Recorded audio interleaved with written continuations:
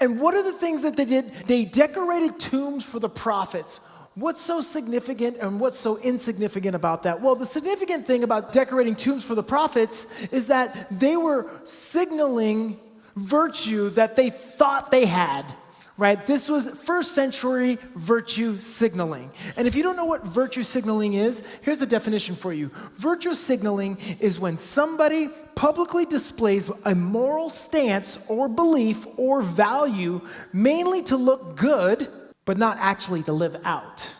And I see this happen in my life, this kind of generational virtue signaling happen in my life when I do prison ministry and I get to do some chapel services. And in Los Angeles, what I typically ask the inmates who come to my chapel service, I usually ask them questions and say, hey, tell me a little bit about your spiritual life. Tell me about your relationship with God.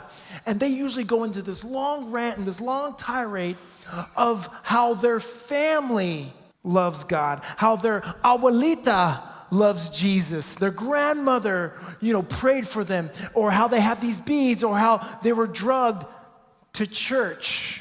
But their relationship with God really wasn't their own relationship with God. They were signaling to the virtue of other people in order to justify or even pacify the reality that they don't listen to the messenger. Because I would ask them about their relationship with their grandmother, and they would say, yeah, I love her. She's my heart. In fact, I got a tattoo of her on my chest. And they can do that. That's great. I like tattoos and I like all those things. But the question is, do you listen to your grandmother? They would say, clearly not. I'm here. Because they honored the messenger and not the message. That's a type of hypocrisy that Jesus frowns on and actually pushes back against, especially if you're leading people into sin.